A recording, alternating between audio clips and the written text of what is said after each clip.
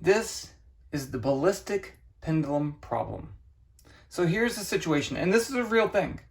So you take some projectile, it could be a bullet, it doesn't have to be a bullet, and you fire it into a stick connected to a can of some type. And the bullet gets stuck in the can during this collision. So this is at rest, it's fired at it and shoots into this. And then once it impacts, the whole thing swings up. And what you do is you try to measure the angle theta. And then if you know the mass of the box and the mass of the bullet, which I'm calling A for A, not for bullet, then you can find the velocity of the bullet. And we're going to do this problem. I have to tell you a quick story. So I was in college at one point. I know you don't believe that, but it's true. I actually was. And we did this experiment in lab. So the lab professor, we had a professor teaching the lab, and he was an older guy, loved him a lot, he was pretty cool. And so he goes, okay, we're gonna do this. And then he grabs his rifle. It was just a .22, but he brought the rifle in the lab and he fired it into this thing, and we had to have someone measure this angle of increase.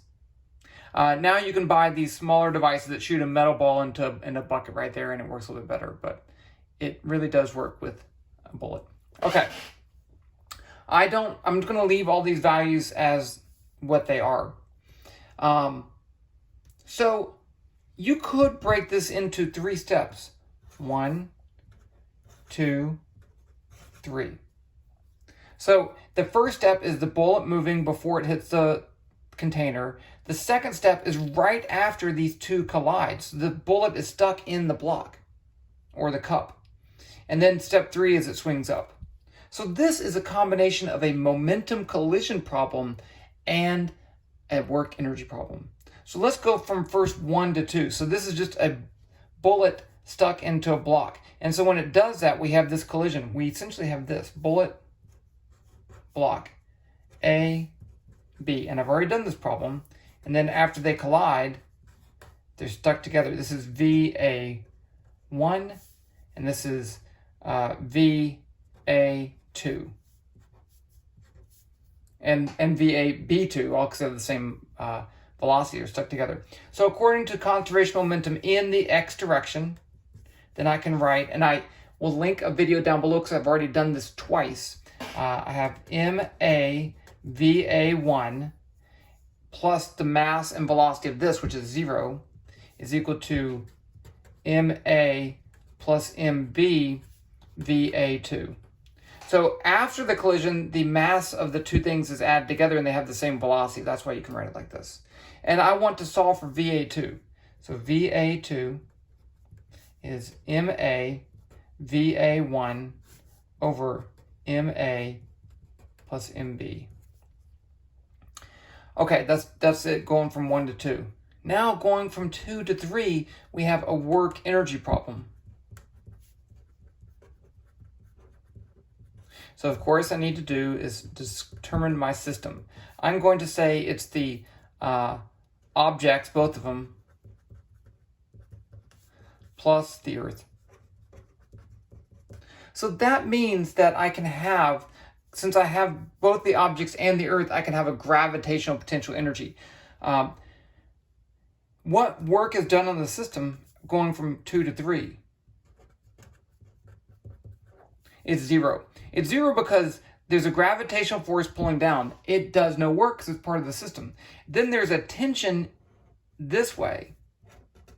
It does no work because the tension is always perpendicular to the direction it's moving. And remember, this would be F delta R cosine theta, where theta is the angle between these two. It's 90 degrees, so this is going to be 0. So now that means I can say work equals 0 is the change in kinetic plus change in gravitational potential energy. Now, if I want to have gravitational potential energy, I need to pick where the y is equal to 0 so I can do calculations. So I'm going to pick it down here, y equals 0 meters down there. So now I have 0 equals K2 is the kinetic energy up here.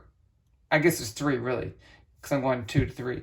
So K3 is 0 because it stops. Once it gets to the highest points, it stops. So it's going to be 0 minus 1/2 MA plus MB times the velocity right at the beginning here, which is this.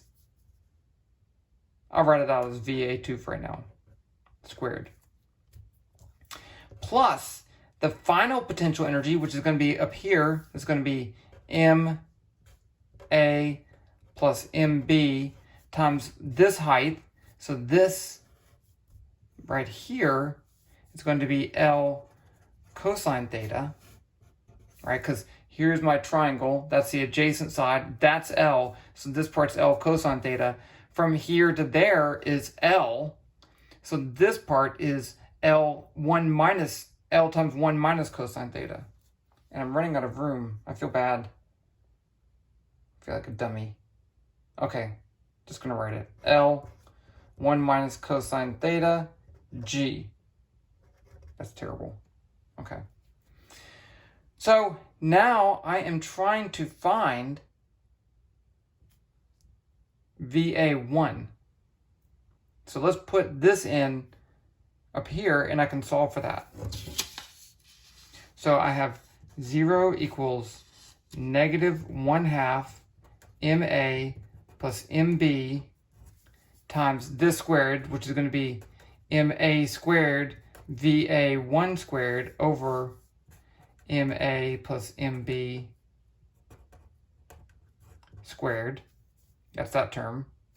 And then I have plus MA plus MB times L times 1 minus cosine theta times G.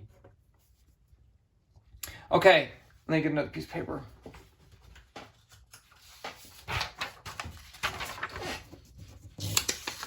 So now I can add this to both sides and I get the following 1/2.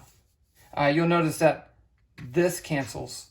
So I get 1/2 MA squared VA1 squared over MA plus MB equals MA plus MB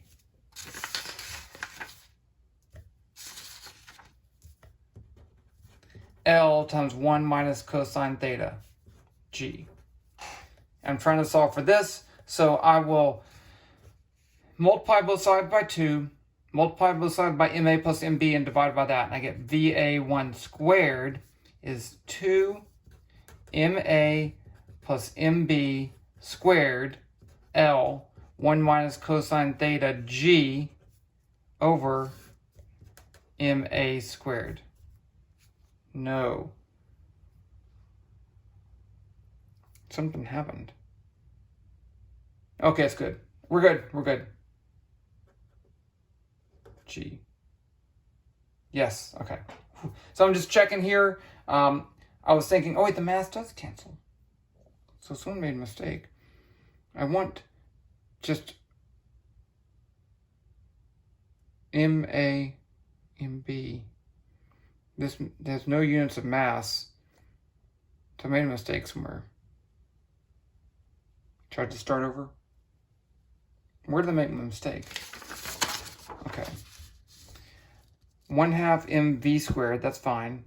MGL, that's fine. And then what did I do right here? Why did I do that? I'll put this in, which is units of velocity, because those cancel. So I get that. I get MA squared, and this was squared. Oh, that's only 1 down there.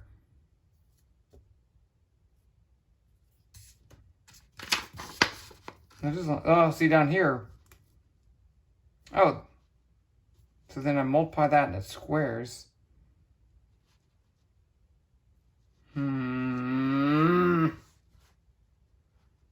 Okay, I'm gonna start over.